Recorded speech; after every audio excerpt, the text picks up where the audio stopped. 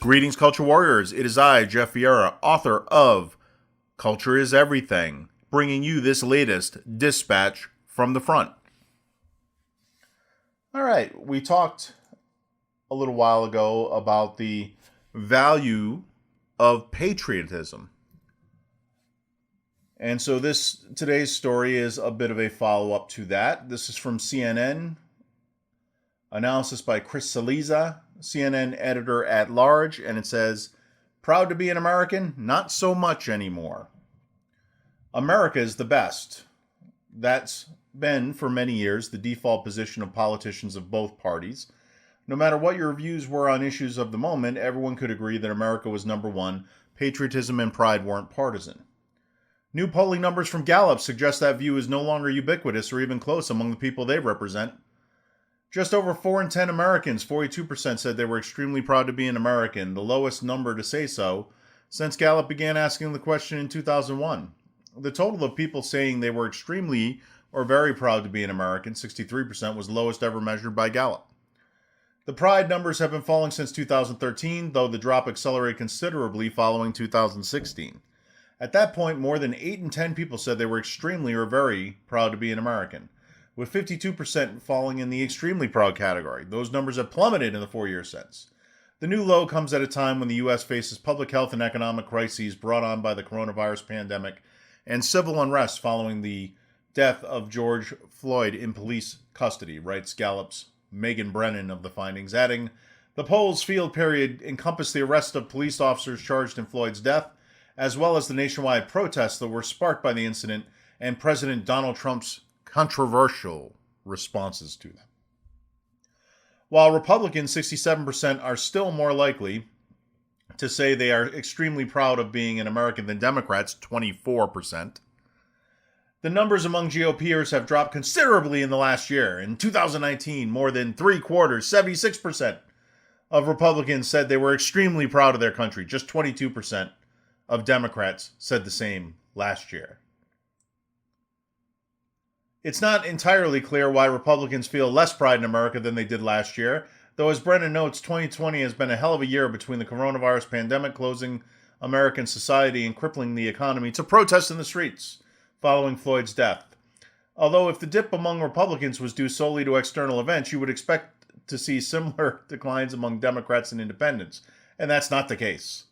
The effects of Donald Trump as president could also be playing a role in the declining numbers among Republicans. His handling of the government's response to the pandemic has been uneven at best, and his calls for the police to dominate the streets during protests against police brutality and systemic racism were roundly criticized by even many within his own party. The idea of an America in decline, or at least one which fewer people are willing to say they are extremely proud to be a citizen in the United States, suggests that Trump's promise of an American rebirth, if he was elected president, isn't working. "Sadly, the American dream is dead," Trump said on the day he announced his presidential campaign in 2015. "But if I get elected president, I will bring it back bigger and better and stronger than ever before, and we will make America great again." With the country in the middle of a sea change in the way we think and talk about race, showing just how far we still have to go, the economy struggling to right itself after the coronavirus shutdown, and the president's public volatility making things worse almost at every turn, Trump's presidency has still struggled to make good on his campaign pledges of a renewed and improved America. While those aren't likely the only reasons for these drops in pride, it's hard to imagine that how this president operates domestically and on the world stage doesn't have some real impact on how Americans see themselves and their country. Okay.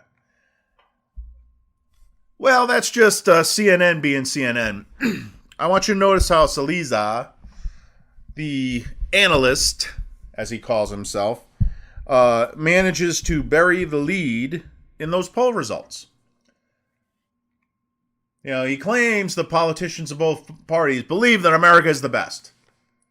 And yet, when you look at the partisan divide, you see that Republicans are far, far more likely to believe that that's the case. 2 and 3. Now they say, well, before it was 3 and 4. That's great. But Democrats are holding steady at 1 and 5. Between 1 and 5, between 1 and 4. So that tells you that 3/4 of Democrats do not believe America is the best. And that number, sadly, has not been really moving. But here's the interesting thing is, to the extent that it has moved, it's moved in a positive direction, 22 to 24%. So somehow, there's been a slight uptick in Democrat perception of America being the best. Somehow. Donald Trump, of course, is to be criticized by Mr. Saliza for daring to think that America should be the best. Oh, how they mock the Make America Great Again stuff. Oh, they hate that MAGA. They hate that flag waving. Oh, hate it. Despise it. Why? Well, we've talked about it previously. It's because their values are what we would call globalist. Now, mind you, it's not truly globalist because there is no such thing as the united anything of Earth. But what they're saying is they use as an excuse for their hatred of their own country this notion of globalism. Well, we don't like nationalism, but we're not going to cop to being tribalist, which is what we really believe. Instead, we're going to hew to this notion of globalism. We'll never define it. You'll never know what it is. Because that would be to invite people to critique it and to make an evaluation as to whether it is actually something to which they would belong. So we'll just keep this nebulous, global, we are the world kind of crap view. And that sets us apart. We're more sophisticated than those little Americans waving their American flag and embracing their country. Ah, that garbage. Look, the real story here is very simple. It's that you have a party within the United States of America which has inculcated the view that the country it represents sucks. Plain and simple. It's not good enough. It pales in comparison to other countries. Oh, the China is so much better than the United States. Oh, have you seen the Muslim world? Far better than the United States. Well, we talk about freedom, but they've got it. You just have to wear a burqa. They've got it. You just have to do whatever the party tells you to do. They've got it. We don't have it. It's all lies here in the United States of America. So the reality of this piece is simply that there is one party, sadly, today, which represents the people who love the United States of America. And there's only one. Would that there were two, because realistically, the lie that makes up his lead here, the notion that everyone could agree that America was number one and patriotism and pride aren't partisan. Would only that were true. Because if you have a shared value in love of country, in wanting to do what is right by the United States of America, it keeps you from doing things like sidling up to terrorists who want to destroy this country, who see a dazzling skyscraper and think only of how much force it takes to bring it down, who see the wealth and prosperity of the country and don't say, boy, we'd love to emulate that in our own, but to say there's got to be a way to sink their markets, who see the innovation and technology that we enjoy and don't say to themselves, why can't we be that innovative? But rather say, I'm going to deploy more of my agents to steal those patents and those blueprints. You see, if we had two parties in this country who believed in America, why, then, number one, we'd probably agree on a bit more. But number two, we could greatly reduce external threats to that greatness and prosperity and freedom that Americans enjoy. Instead, you wind up with a party nonstop agitating to not be great. This country, with its terrible history, why, how dare you, America? Why should you be a world power? Why should you be at the forefront of so many things? Who said you get to be the number one economy in the world? That must not be allowed. We've got to find ways to share that with the rest of the world somehow.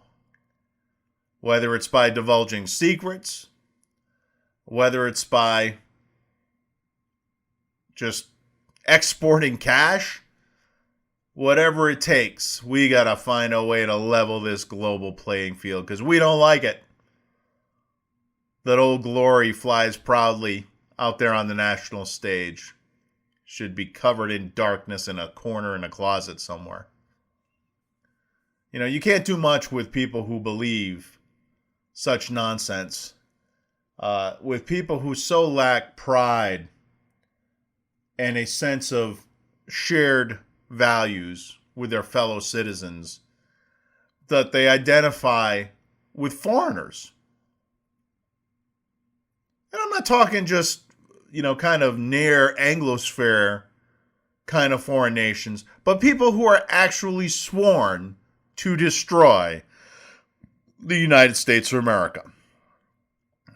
I don't know what these people think is going to happen should those foreign threats succeed. Perhaps they have their own lead-lined basement with a perpetual garden, and they don't have to worry about anything. Maybe they've been promised that they will be swept away to whatever Shangri-La these other nations represent if things go down. But the reality is if you don't love your country, you're something of a scoundrel. Why are you there? I know maybe some people are kind of stuck where they're at in a terrible situation. Slaves, as the citizens of the communist sphere are to this day. But even then, you have an obligation to make it better, to overthrow that oppressive government. America is not free because anybody wanted America to be free but ourselves. America is free because we overthrew the most powerful empire that was on the planet at the time and demanded and got our freedom. We paid the price for that. It's the only reason we're free to this day. And down the long centuries, we've maintained that freedom. We have the oldest operational constitution in the world today. The oldest. That is a signal accomplishment.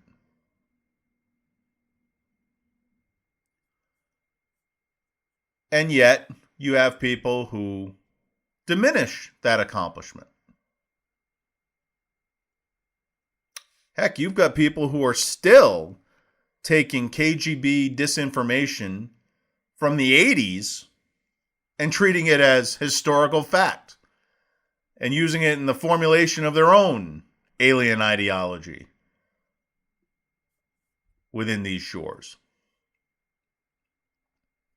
No, my friends, when you read something like the nonsense that CNN puts out every day, all day, despite their atrocious ratings, pouring out the money that their poor, benighted financial backers continue to toss in the coffer for them.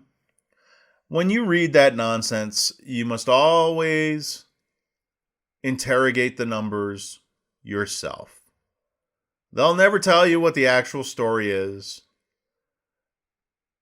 but often enough, they'll slip and give you enough of the actual figures that you can figure it out for yourself. And God knows, these days, critical thinking is a very valuable commodity. Have a great day.